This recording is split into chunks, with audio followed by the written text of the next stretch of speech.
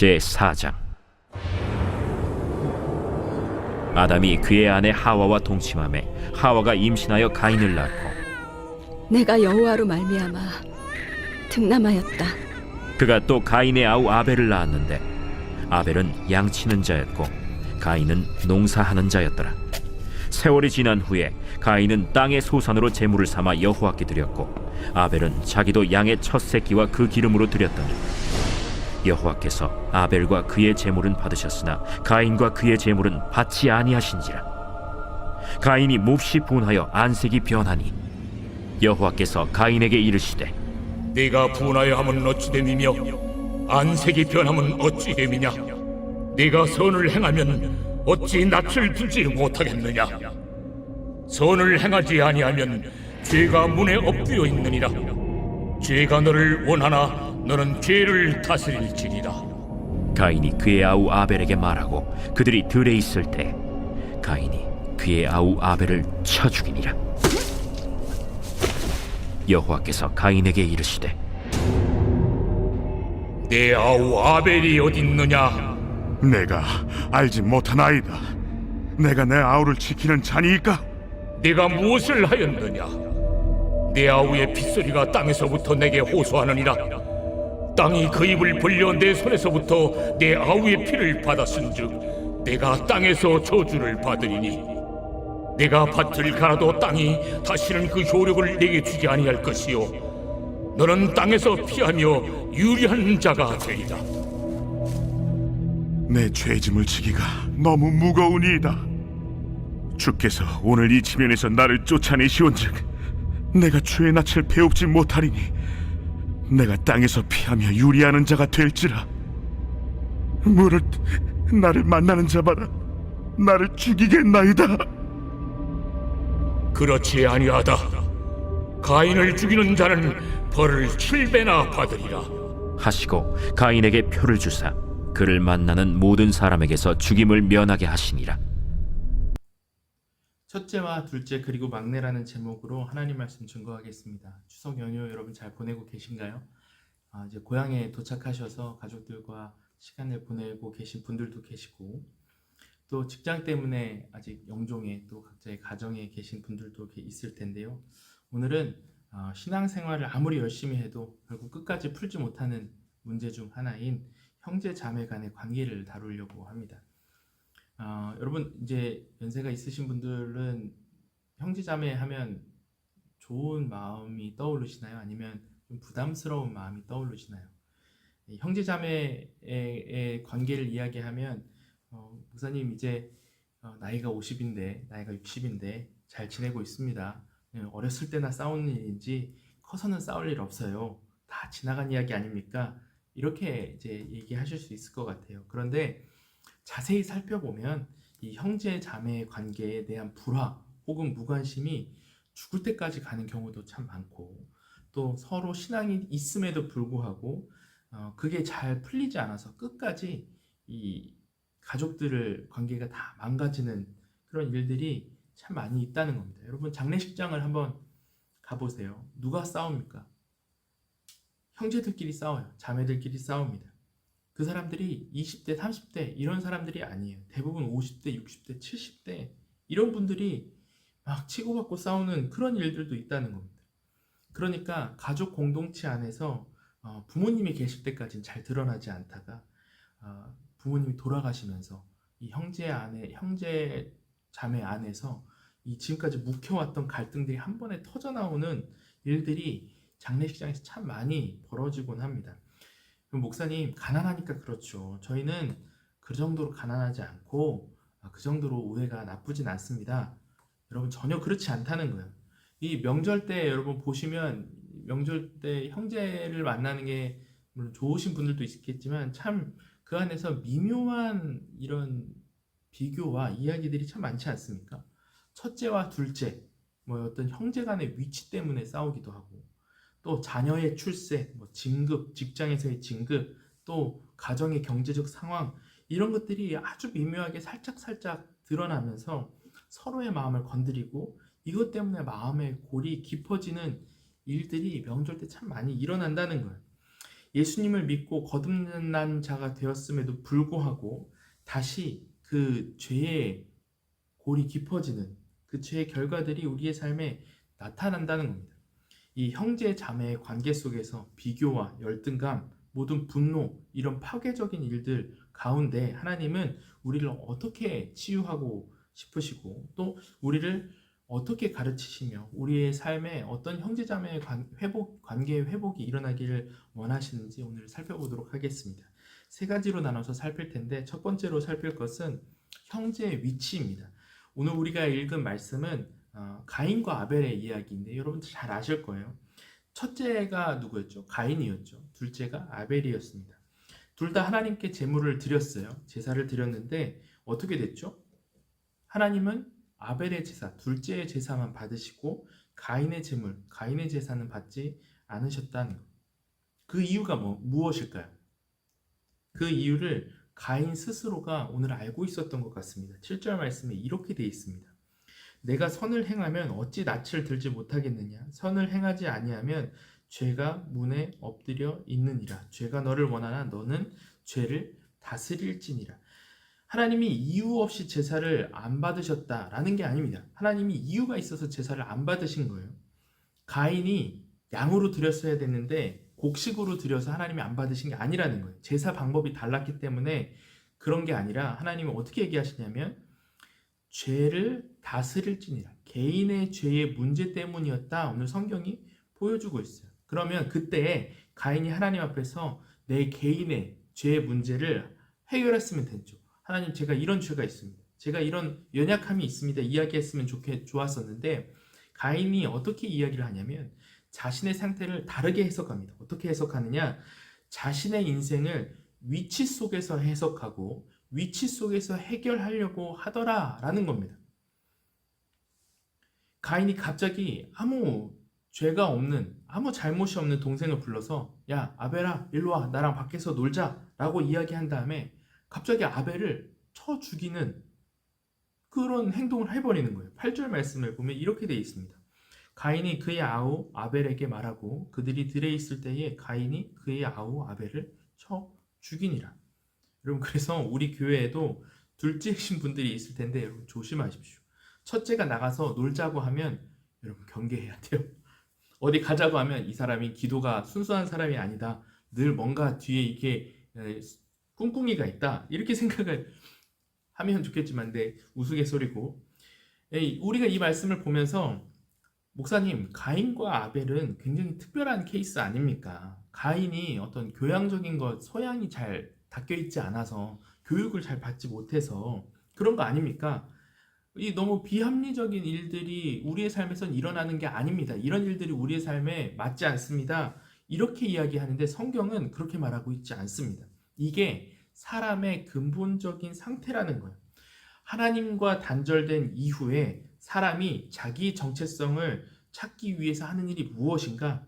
하나님과 나라는 절대적인 이 위치가 사라지니까 사람이 어떻게 정체성을 찾냐면 내 가족 안에서의 위치, 내 사회 안에서의 위치, 그 안에서 서로 치고받는 일들이 나타난다는 겁니다. 오늘 지금 가족 관계 속에서 맺어지는 이야기들을 하고 있는데 우리가 보통 출생에 따라서 성격이 변한다라고 이야기를 하잖아요.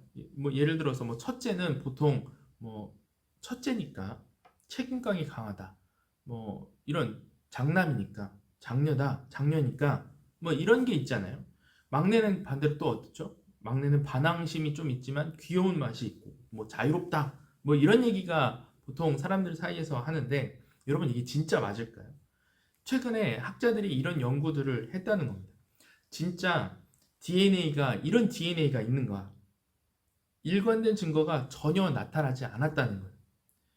그래서 그렇지 않은 사람들도 있죠. 둘째인데 셋째인데 책임감이 강한 사람도 있고 첫째인데 오히려 반항심이 심하고 어리광이 심하고 이런 사람들이 있잖아요. 그럼 이거를 어떻게 해석해야 되는 것이냐? 유전적으로 그런 것들이 있는 게 아니라 위치가 사람을 만들어내더라 라는 거예요.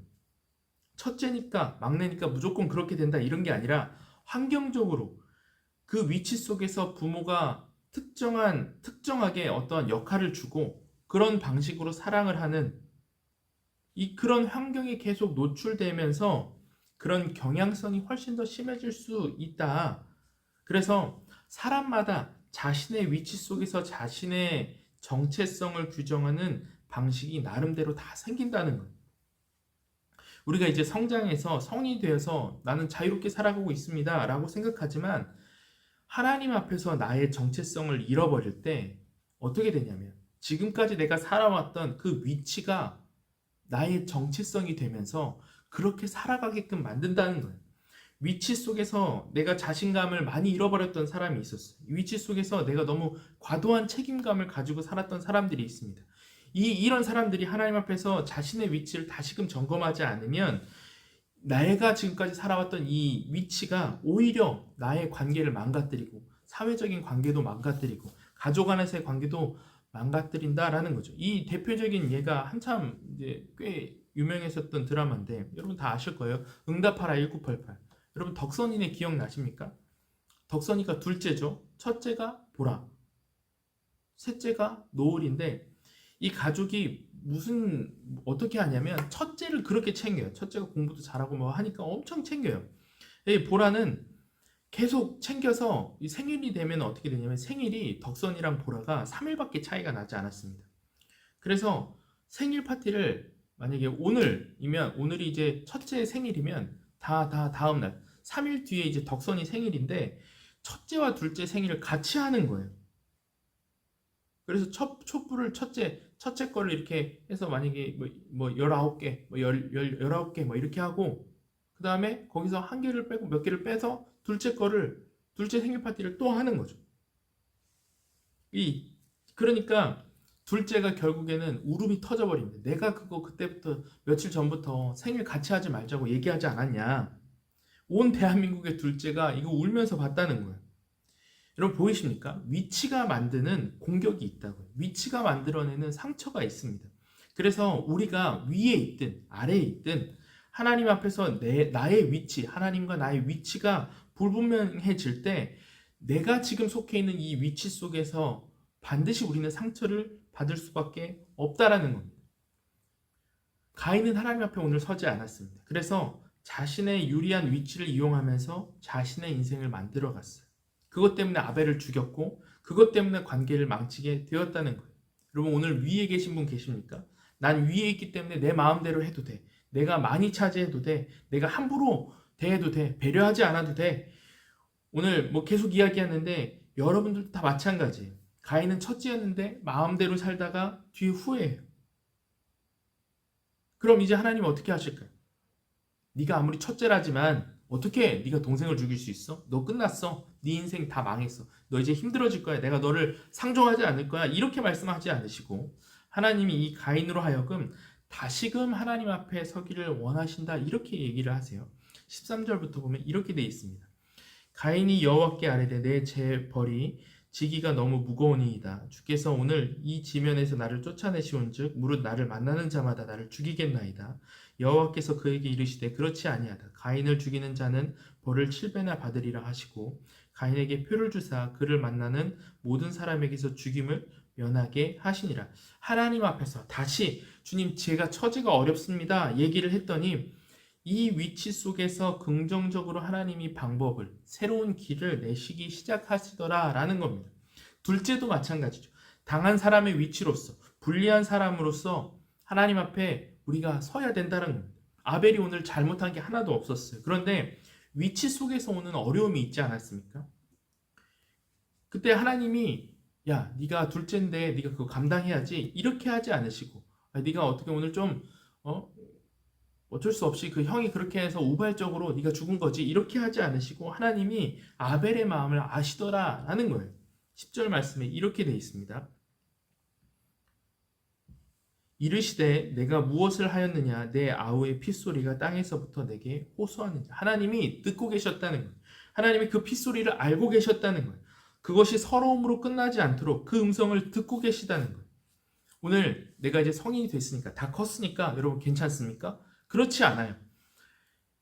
이런 얘기를 한 분이 계신데 자녀가 딸, 아들 이렇게 계신 분이 있었어요. 3남매인데 둘째의 이야기입니다. 둘째가 이제 20대가 넘은 분인데 자기가 자라오면서 딸 아들이니까 첫째는 첫째로 엄청 귀하게 컸고 셋째는 막내 아들이니까 엄청 부모님이 좋아했다는 거예요.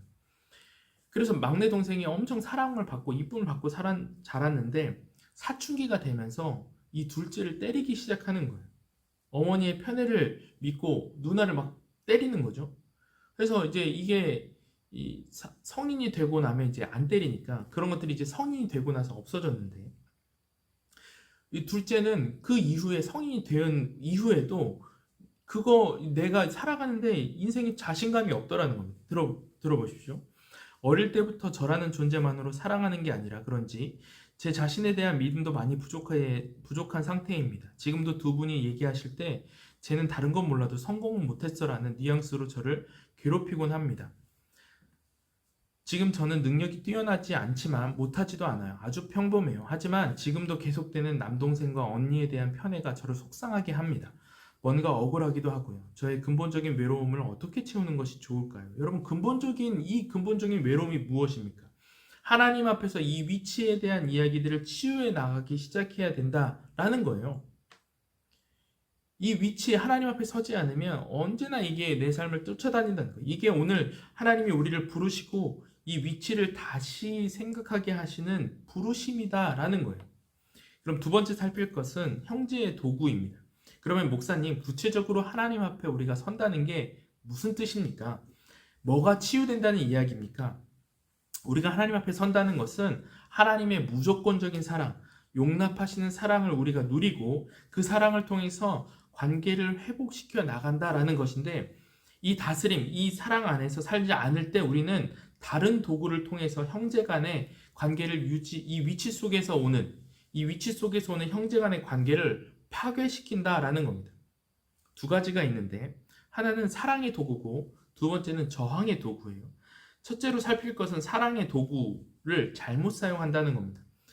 우리가 둘째, 내 형, 내 언니를 사랑할 때 내가 사랑하는 방식대로 나만의 도구로 사람을 사랑했던 걸 알게 됩니다.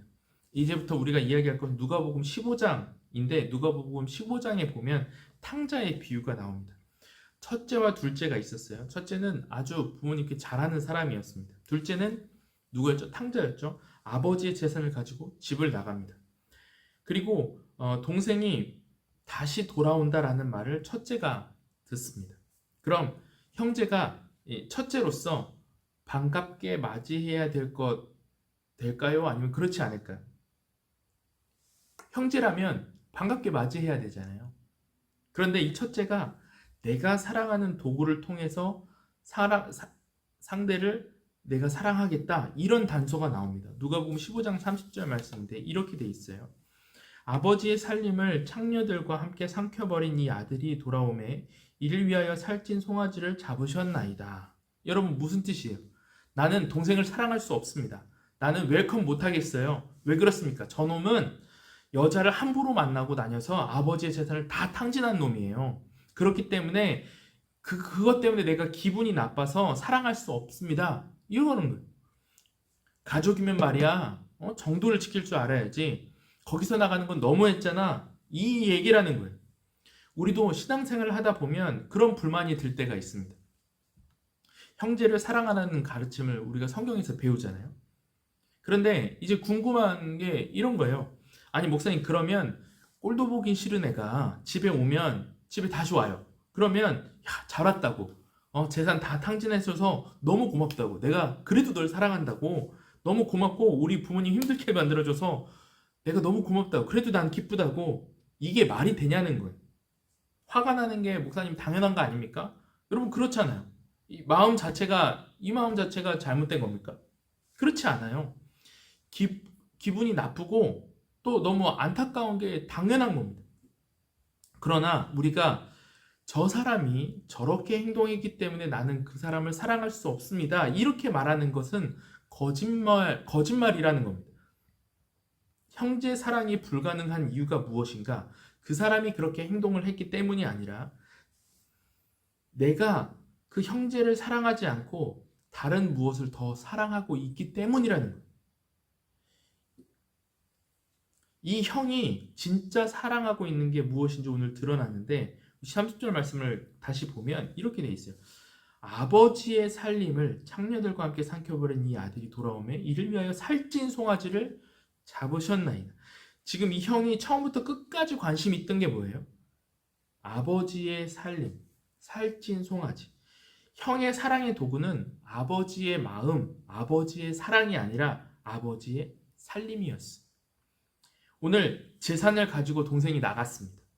남은 재산은 지금 이제 아버지께 남은 재산은 동생이 안 돌아오면 다 누구 거예요? 첫째 거예요. 다 형 거였어요. 그런데 동생이 돌아온다는 소식이 들려요. 물론 동생이 어떻게 사나 궁금하기도 했겠죠. 그런데 기분이 나빠집니다. 왜 그렇습니까? 동생을 사랑하는 것이 아니라 그 사랑의 위치에 따른 내가 사랑하는 것과 부딪히는 상황이 펼쳐졌다는 거예요. 우리도 마찬가지입니다. 그 사람이 어떤 행동을 했기 때문에 내가 내 언니, 내 형, 내 부모 내가 용납하지 못하겠어. 왜 그 사람이 미워지는가? 여러분, 그 왜 미워진지 아십니까?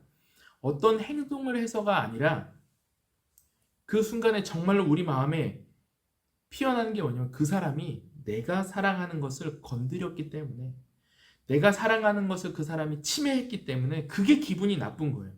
아버지 살림을 사랑하는데 이걸 건드리게 되잖아요. 그러면 그게 더 이상은 남의 문제가 아닌 거예요.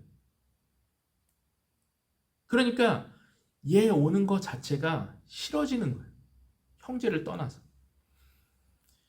여러분, 그래서 아버지의 마음, 하나님 아버지의 사랑이 나를 지배하고 있지 않으면, 내 안에 풍성하지 않으면 내가 더 사랑하는 것이 침해받을 때 다른 사람을 사랑할 수 없게 될 것입니다. 좋은 가치도 마찬가지. 교회에서 기도 제목을 이제 해가 넘어갈 때 기도 제목을 받으면, 해의 기도 제목을 받으면 빠지지 않는 하나가 가정의 평안이에요. 가족들의 평안, 안녕. 가정의 평안이 여러분 좋은 거죠. 그렇죠? 가정의 평안을 추구해서 가족의 관계가 망쳐지는 걸 보신 적이 있습니까? 보세요. 동생이 아무렇게나 하고 다녀요. 동생이 가정 안에서 혹은 밖에서 아무렇게나 하고 다녀요. 사고도 치고 그것 때문에 경찰서도 끌려가고. 그러니까 부모님이 맨날 거기 왔다 갔다 하는 거예요. 가정이 평안하지 않습니다. 그러니까 동생은 어떤 사람이에요? 가정의 평화를 깨는 애예요. 평안을 깨는 애예요. 그러면 그때부터 동생이 미워지기 시작합니다. 내가 정말로 바라는 가치, 하나님의 마음, 그것이 하나님의 뜻이 아니라 가정의 평안을 깨기 때문에 얘는 더 이상 나에게 사랑받을 수 없는 사람이야. 이렇게 평가가 돼버린다는 거예요. 나는 부모님을 챙기기를 원하는 사람이었습니다. 그러다 보니까 그 가치 때문에 형제들이 싫어지기 시작해요. 왜 그렇습니까? 내 언니가 마음대로 하고 다녀요. 집에 돈을 막 써요. 집돈을. 그러니까 기분이 나쁜 거예요. 왜? 이 언니 때문에 내 부모가 힘들어지는 게 보이거든. 난 내 부모를 사랑하거든요. 좋은 거죠. 그런데 내가 사랑하는 가치가 뭐가 된 거예요? 하나님보다 높아진 거예요. 부모 챙기는 것, 이게 최고인 거예요. 그러니까 부모를 건드리는 놈은 나쁜 놈, 미운 놈, 이렇게 된다는 겁니다. 교묘해요. 좋은 가치이지만 하나님의 마음 앞에 서지 않을 때, 하나님의 사랑 앞에 서지 않을 때 오히려 관계가 파괴되는 모습이 나타나게 된다는 겁니다. 그러므로 여러분 기억하십시오. 저와 여러분들이 하나님보다 더 사랑하는 것, 그것이 하나님의 마음을 대적하는 일이 될 수 있습니다. 하나님이 원하시는 이 성경의 가치예요.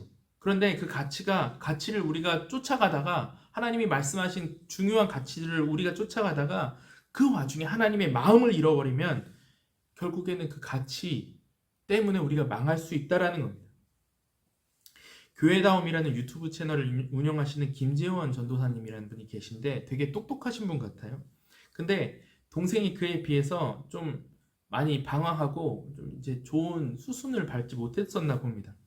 자기 입으로 동생을 양아치다 이렇게 표현할 정도인데, 이 동생이 여동생인데 힘겹게 PD가 됐나 봐요. PD가 된 이후에 다 같이 이제 식사를 하면서 우리 가정에 이 사람을 통해서 하나님이 하신 일들을 이 하나님이 돌아보게 하십니다. 그러고 이 사람이 그걸 이렇게 정리를 해놨는데 한번 들어보십시오.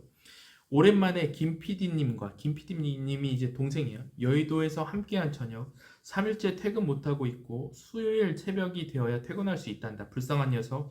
김 PD님은 시즌 1때부터 했던 연애의 참견을 이제 그만둔다. 막내 조연출로 들어가서 고생했던 게 엊그제 같은데 방송 분량 60분 중 25분을 편집하는 PD가 되어간다니 내가 다 감회가 새롭다.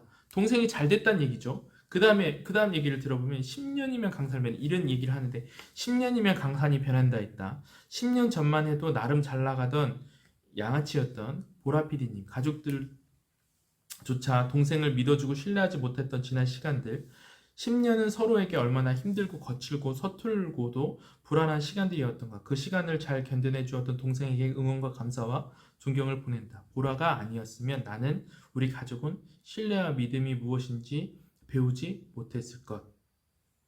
혼자 10년 동안 나쁜 짓을 하고 다닌 동생한테 왜 응원과 감사와 존경을 표했습니까? 하나님이 하시는 일은 달랐다는 거예요. 내가 원하는 가치가 아니었습니다. 그 사람을 사랑할 수 있는 것, 그 사람을 신뢰하고 기다려줄 수 있는 것, 이거 가르치시기 위해서 10년 동안 우리 가족 전체를 다루셨군요. 서툴고 불안하고 거칠었던 이 부모의 마음, 이 오빠의 마음을 하나님이 같이 다루고 계셨던 거군요. 하나님이 무엇을 바꾸셨습니까? 사랑의 도구를 바꾸셨어요. 여러분, 지금 무엇으로 사랑하고 계십니까? 아버지의 살림을 기준으로 그 사람을 사랑하려고 들면 그 도구로는 도저히 여러분 그 사람이 사랑해지지 않을 거예요. 그 사람을 그걸로는 사랑할 수 없을 거예요. 부모를 사랑하는 마음으로 내 동생을 사랑하려고 하면 안 될 거예요. 조건 없이 나를 받아두신 그 마음, 조건 없이 나를 구원해 주신 하나님의 마음을 가지고 그 사람을 바라볼 때 받아들일 수 있고 다시 손을 내밀 수 있다는 거예요. 이 사랑의 도구를 사랑의 도구를 다시금 하나님이 치유하기를 원하신다는 겁니다. 두 번째는 저항의 도구도 발견하게 하신다는 거예요. 우리는 사람을 사랑할 때만 사랑을 쓰는 게 아니라 우리가 사랑을 받을 때에도 내가 잘못된 사랑을 가지고 저항하게 된다는 거예요. 오늘 이제 누가복음 15장에 보면 아버지가 형한테 야 그래도 동생이 왔잖냐, 그래도 차려놓은 게 있으니까 같이 잔치하고 같이 먹고 마시자 이렇게 말하니까 동생이 뭐라고 대답하냐면 저는 싫은데요, 저는 참여하지 않을 겁니다. 왜냐면 저는 그런 급의 사람이 아니거든요. 15장 29절 말씀 이렇게 되어 있습니다. 아버지께 대답하여 이르되 내가 여러 해 아버지를 섬겨 명을 어김이 없거늘 내게는 염소 새끼라도 주어 나와 내 벗으로 즐기게 하신 일이 없더니 내가 더 열심히 했는데 왜 똑같이 상차림을 나한테는 주지 않고 얘한테만 먹으라고 하십니까? 라는 거예요. 이게 무슨 저항입니까? 잘못한 건 없어요. 그런데 그 급으로 내가 대우받을 사람은 아니다. 내가 이 자리에 같이 앉을 사람은 아니다. 그렇게 난 여기 같이 앉지 않겠다. 잔치를 베풀어도 사랑을 베풀어도 스스로 자신이 가진 기준 때문에 사랑을 거부하는 저항이 생기게 된다는 거예요. 우리가 지금 실질적으로 적용하면 뭐예요? 하나님의 사랑이 아니라 내 기준, 내 수준 때문에 상대를 향한 냉소적인 저항이 나올 때가 너무나 많다는 거죠. 같이 기뻐하고 사랑해야 되는 자리에서 기준과 수준이 내 사랑이 되어져 가지고 저항하는 모습이 여러분들 사이에, 우리 사이에 있지 않습니까? 제가 한번 예를 들어볼게요. 내가 수익이 많아요. 돈을 많이 법니다. 그런데 동생이 어디 시덥지 않게 가가지고 알바를 해서 70만 원을 벌어왔대요. 첫 수입입니다. 그래서 부모님한테 밥을 사겠다 이렇게 얘기를 해요. 여러분 이거 무슨 일이에요? 축하해야 될 일이죠. 격려해야 될 일이 맞습니다. 그런데 우리가 내면적으로 혹은 입 밖으로 툭 쉽게 뱉은 말이 뭐예요? 그 돈 벌어봐서 뭐해? 에이 그래봤자 알바지. 이게 지금 무엇으로 사랑을 저항하는 거예요? 기준과 수준으로. 그 수준으로 사랑을 받을 자격이 없다. 그 기준으로는 너는 대단하지 않은 거야. 그거는 다 하는 거야. 그러므로 너는 사랑받을 자격이 없다. 라는 거야. 나는 3,400을 벌어. 그 정도는 돼야 외식을 하지. 그 정도는 돼야 그게 가치 있는 일이지 70 가지고 무슨 외식을 하러 다니겠다고 그러냐? 여러분 왜 이런 말이 툭툭 나오는 거예요? 기준과 수준을 가지고 사랑을 받아들이지 못하고 저항한다는 겁니다. 기준과 수준을 가지고 상대방의 어떤 보람을 폄하하고 훼손시키고 있다는 겁니다. 저항 속에서 하나님의 마음이 아니라 자기의 의와 자기의 기준이 있다는 거예요. 그러므로 우리가 이 마음이 언제 치유되느냐? 하나님이 나의 수준과 나의 기준, 하나님이 나를 어떤 수준과 기준에 관계없이 내게 주실 기쁨이 있고 내게 주실 인도하심이 있다. 먼저 이 자유로움에 우리가 사로잡힐 때, 이 자유로움을 우리가 경험할 때 상대적인 이 삶에도 저 사람이 저런 연봉이고 저런 수준이고 저 사람은 저런 성격이지만 저 사람도 나와 마찬가지로 수준과 기준에 관계없이 하나님께서 저 사람에게 주실 기쁨이 반드시 있다. 그것을 알기 때문에 우리가 격려할 수 있다는 거예요. 우리의 기준이 내 점수고 내 연봉이다 보니까 그것을 가지고 그게 가치 있다고 생각하다 보니까 상대를 향해서도 그걸 들이밀고 있다는 겁니다. 여러분 그래서 가족들끼리 만나면 그래요. 우리 아들이 어디 취직했대. 이렇게 누가 형님이나 동서나 이렇게 얘기를 하면 그런데 취직해서 뭐 하려고. 결국 거기 갔네. 이런 마음이 우리 마음에 왜 드냐는 거예요. 왜 축하하지 못합니까? 왜 형제가 혹은 자매가 좋은 일이 있다는 거에 대해서 왜 그 수준을 폄하하세요? 아니라는 거예요. 같이 기뻐해 줘야 되는 거예요. 막내도 마찬가지죠. 막내가 사랑만 받으면 될 줄 알았어요. 오늘 내가 다시 돌아왔으니까 이제 받으면 되는 거잖아요. 그런데 아버지가 얘기를 해요. 또 내가 너를 다시 아들 삼기를 원한다. 너는 내 아들이다. 이렇게 얘기했더니 떠나갔던 막내 주제에 싫다는 거예요. 누가복음 15장 18절 19절 이렇게 돼 있습니다. 내가 일어나 아버지께 가서 이르기를 아버지 내가 하늘과 아버지께 죄를 지었사오니 지금부터는 아버지의 아들이라 일컬음을 감당하지 못하겠나이다. 나를 품꾼의 하나로 보소서 하리라 하고. 이게 막내의 고집이라는 거예요. 막내는 사랑을 받은 줄 아는 사람인 것 같지만 그러니까 꼭 내가 이제 연령이 막내가 아니더라도 뭔가 열등한 사람, 뭔가 도움이 필요한 사람, 2등인 사람, 그런 사람들은 이런 마음이 있다는 거예요. 고집이 있다는 거예요. 내 기준대로 상대의 사랑을 온전히 받아들이지 못하는 이 기준이 있다는 겁니다. 막내가 특히 겪는 일들이 있어요. 상대랑 항상 내가 어리고 낮다 보니까 상대가 잘해서 미움이 생겨요. 비교가 되니까. 여러분 그런 거 느껴본 적 있습니까? 형이 잘해요. 언니가 잘해요. 나는 늘 뒤처짐과 2등과 비교의 대상이에요. 거기에서 오는 반항심이 있습니다. 여러분 이거 어떻게 치료할 수 있죠? 내 마음이 나는 언제나 2등이야. 나는 뒤처져 있어. 나와 형은, 나와 그 누나는 다르잖아. 형은 잘하니까 그렇지. 우리에게 막내의 반응이 있어요. 이게 어떻게 치유돼요? 그 사람의 앞섬이, 그 사람의 잘됨이 하나님께서 내게 주실 기쁨을 결코 작게 만들 수 없다. 이게 확신될 때 치유될 수 있어요. 우리가 때로는 늦고 때로는 뒤처지고 2등으로 살아갈 때가 있지만 그때에도 나보다 잘되고 나보다 앞서는 사람들을 바라볼 때 쟤는 뒤로 어떤 잘못된 거를 했을 거야. 쟤는 뭔가 뒤로 다른 생각을 하고 다른 어떤 편법을 써서 그렇게 됐을 거야 라고 바라보지 않고 그 사람의 잘됨이 하나님께서 나에게 예비해 놓으신 그 기쁨과 그 잘됨과 하나님의 인도하심을 결코 작게 만들 수 없을 거라는 이 믿음이 있을 때에야 비로소 그 사람의 잘됨을 우리가 진심으로 축하할 수 있다는 거예요. 그래서 우리가 하나님께서 내게 주실 기쁨이 작아지지 않는다. 이 확신을 가지고 있어야 된다는 겁니다. 그걸 받아주는 순간 우리가 회복돼요. 여러분 저항하지 마십시오. 저항의 도구를 버려야 됩니다. 받아들이시고 축복해 주십시오. 그것을 통해서 우리에게도 새로운 길들이 또 열릴 수 있을 거예요. 마지막 세 번째, 형제의 희생입니다. 목사님, 저는 지금 너무 지치고 메말라서요. 그런 거 하고 싶어도 되지가 않습니다. 무엇을 믿고 그렇게 여유롭게 내 마음에 들지 않는 사람을 사랑할 수 있겠습니까? 오늘 쭉 한결같이 해온 이야기지만 내가 먼저 사랑받고 있다는 것을 영적으로 다시 기억하고 느껴야 가능하다는 거예요.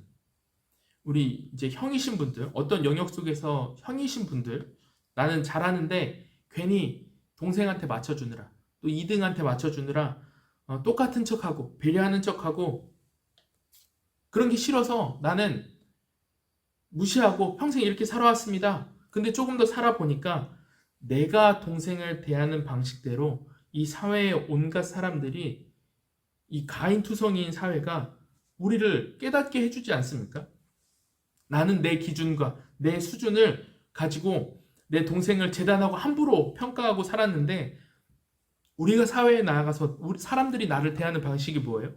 가인이, 형이 내가 동생을 대하는 방식처럼 사회가 우리를 그렇게 대한다는 거예요. 자신이 우월하다고 나를 비판하고요. 자신이 더 잘되기 위해서 나를 짓누르고요. 나를 자르려 들고요. 나를 죽이려 들고요. 그렇게 기준과 어떤 수준을 가지고 내 자신을, 나를 사회가 재단하기 시작한다는 거예요. 그걸 깨닫게 됩니다. 그렇게 지쳐가면서 죽는 것이 나의 인생이었구나, 이렇게 확인이 되지만 하나님은 가인과 같은 나를 그냥 두시지 않으시고 나를 죽이러 오는 가인밖에 없는 이 세상에 하나님이 나를 대신해서 나를 위한 진정한 형을 보낸다라는 이야기를 하고 있어요. 그 형이 누구예요? 예수님이에요. 로마서 8장 29절 말씀입니다. 함께 같이 한번 여러분들도 읽었으면 좋겠어요. 하나님이 미리 아신 자들을 또한 그 아들의 형상을 본받게 하기 위하여 미리 정하셨으니 이는 그로 많은 형제 중에서 맏아들이 되게 하려 하심이라. 맏아들, 첫째, 큰형으로서 하나님께서 먼저 하신 일이 뭐예요? 예수님께서 기준과 수준에 상관없이 몸을 던져서 나를 위해 먼저 죽으신 분, 죄값을 치러주신 분이 예수님이라는 거예요. 예수님은 기준과 수준을 따르지 않으시고 아버지의 마음을 아셨기 때문에 십자가의 고통 속에서도 불평하지 않으시고 끝까지 사랑하시는 일이 벌어졌다는 겁니다. 이 사랑을 볼 때 알 수 있겠다. 아, 내가 형으로서 앞으로 살아갈 때 나의 우월함, 나의 기준을 가지고 나보다 그렇지 않은 내 동생, 나보다 열등한 사람들, 그런 사람들 재단하고 평가하고 그렇게 바라봤는데 내가 그것을 사랑의 도구로, 내 우월함을, 내 위치를 내 사랑의 도구로 삼지 않겠다. 하나님의 마음을 따라 행할 때 형으로 부르신 이유를 깨달을 수 있겠다. 하나님이 부르신 형의 위치는 어떤 역할인가? 그때 우리가 다시 생각해 볼 수 있다는 거예요. 힘들고 돈을 쓰고 시간을 써도 그게 억지가 되지 않는다는 거예요. 왜? 억지로 사랑하지 않으신 큰형 예수님의 모습을 보았기 때문에. 동생도 마찬가지입니다. 나는 억울하게 둘째로서, 평생 막내로서 오늘 아벨처럼 피 흘리며 살아가는 줄 알았다. 그런데 아벨의 핏소리를 회복시키실 아벨의 모습으로 오신 분이 있다는 거예요. 히브리서 12장 24절입니다. 새 언약의 중보자이신 예수와 및 아벨의 피보다 더 나은 것을 말하는 뿌린 피니라. 그 아벨의 피값이 잊혀지지 않고 누가 대신하여 피를 흘려주셨다는 거예요? 예수님이 대신하여 아벨의 위치에 계신 분, 그 피값을 뿌리신 분, 그것을 우리가 안다면 이 땅에서 내가 둘째로서, 막내로서 당해야 되는 피해 속에서도 내가 그것을 다시 해석하겠다.